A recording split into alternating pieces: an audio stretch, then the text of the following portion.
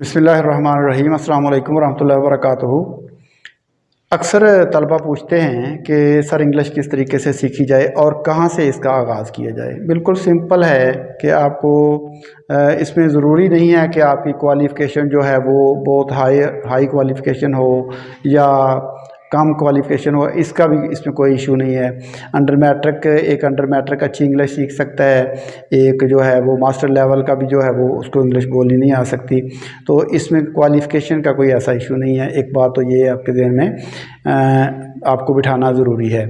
और दूसरी बात यह है कि अगर आपको सेंटेंस का स्ट्रक्चर, बेसिक चीज़ जो है, सबसे पहले जो आपने सीखनी है वो सेंटेंस का स्ट्रक्चर सीखना है कि सबसे पहले सब्जेक्ट आता है, उसके बाद वर्ब आता है और उसके बाद फिर ऑब्जेक्ट आता है। ये बात आपको पता होना ज़रूरी है। उसके बाद आपने आगाज़ जहाँ से करना है इंग्लिश का सीखने का वो है टेंसेस अगर आप पहले सीख लेते हैं और सिर्फ टेंसेस का सीख लेना, इस अंदाज में सीख लेना कि आपको बड़ा सोच समझ कर कोई टेंस में किसी बात को सोच समझ कर आप बोल सकें, ये नहीं है। टेंसेस आपने इस तरीके से सीखने हैं कि कोई भी रैंडमली आपसे किसी भी टेंस के बारे में बात की जाए तो आप फौरी तौर पर उसी टेंस का सेंटेंस जो है वो फौरी तौर पर बना दें।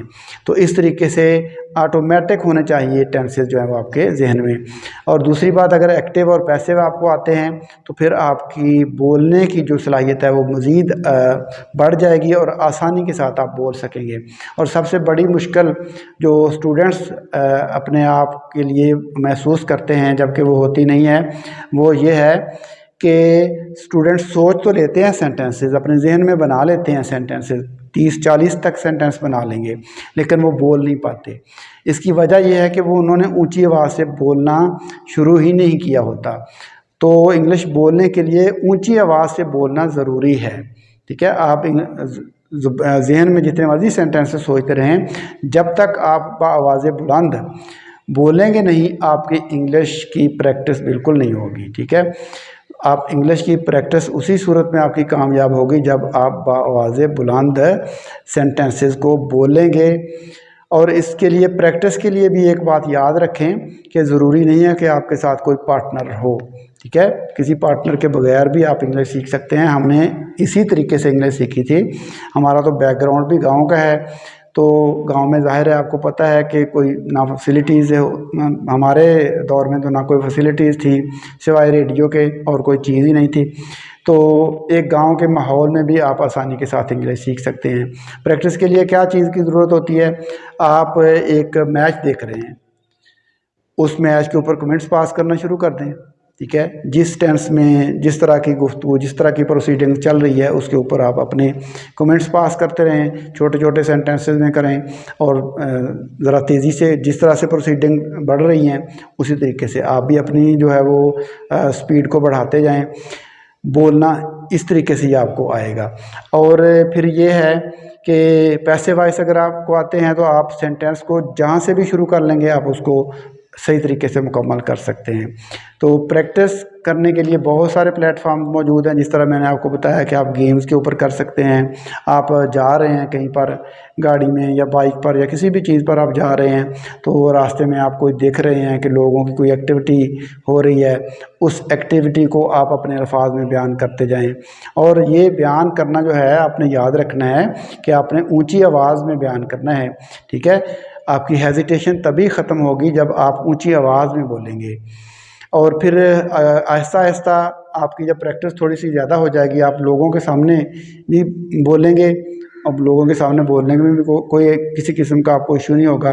तो आवाज़ बुलंद आपने प्रैक्टिस करनी है, अकेले में करनी है तो तभी आवाज़ बुलंद करनी है, अगर किसी के साथ करनी है तभी आवाज़ बुलंद करनी है, अगर कोई एक्टिविटी देखकर उसको आपने डिस्क्राइब करना है फिर भी आपने ऊंची आवाज़ में करना है। पिक्चर डिस्क्रिप्शन जैसे बच्चों को सिखाई जाती है, कोई तस्वीर देखकर उसके बारे में बच्चे बताते हैं कि ये किस तरह की है और इसकी शक्ल क्या है, किस तरह उसको डिस्क्राइब करना पूरा, वो आपके लिए प्रैक्टिस है। ठीक है, लिसनिंग के लिए आप मूवीज़, आपके पास मूवीज़ का प्लेटफॉर्म है, इंग्लिश मूवीज़ आप देख सकते हैं, उनके लिए सब टाइटल्स भी आपके सामने चल रहे होते हैं। और इसके अलावा आप लिसनिंग के लिए न्यूज़ सुन सकते हैं।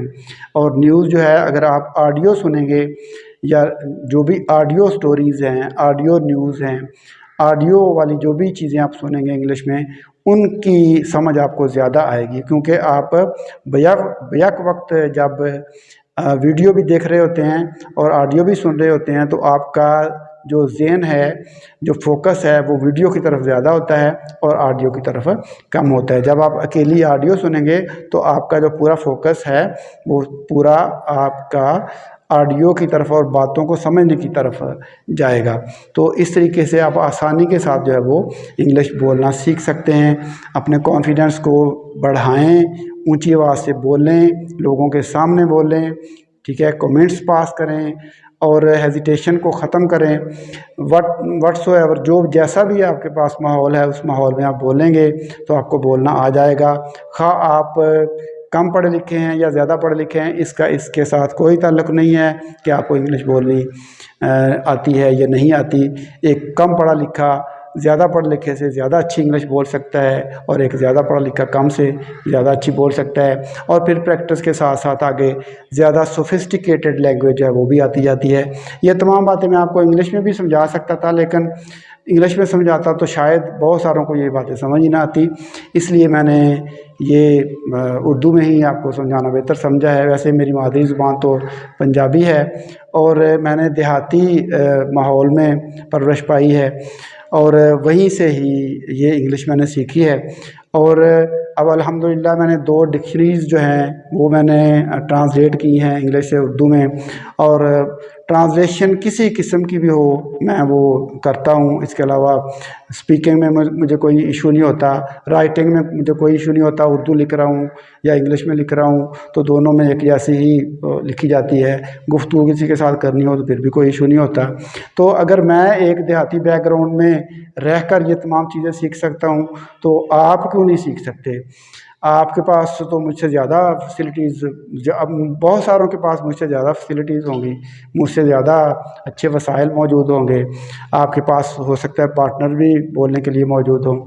تو صرف آپ کو ضرورت کس چیز کی ہے کہ بیسک چیزیں سیکھ لیں اور چیزوں کو اس طریقے سے سیکھیں کہ وہ آپ کے ذہن میں بالکل آٹومیٹک ہو جائیں۔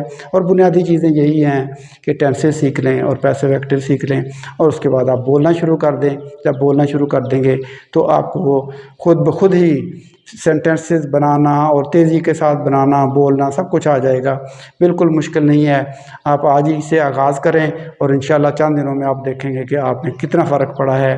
صرف آغاز کی بات ہے، آپ کا جو پہلا سٹیپ ہے وہ سمجھ لیں کہ آپ کا سٹیپنگ سٹون ہے آپ کے لیے، اس سے آگے آپ بڑھتے جائیں گے، اور جتنا زیادہ بولتے جائیں گے آپ کی لینگویج سوفسٹیکیٹڈ اور اچھی ہوتی جائے گی، اور آپ ایک ماہر جو ہے وہ اسپوکن انگلش کے ماہر ہو جائیں گے، یعنی نیٹو اسپیکر کی طرح آپ بات کر سکیں گے، کوئی ایسا ایشو بالکل نہیں ہوگا آپ کو۔ تو مجھے امید ہے کہ میری آج کی یہ جو چند تجاویز ہیں جو میں نے اپنے حوالے سے آپ کو بتائی ہیں، جس طریقے سے میں نے سیکھی ہے، آپ کو پسند آئی ہوگی۔ تو فی الوقت ہم آپ سے اجازت چاہتے ہیں۔ اللہ حافظ، السلام علیکم ورحمۃ اللہ وبرکاتہ۔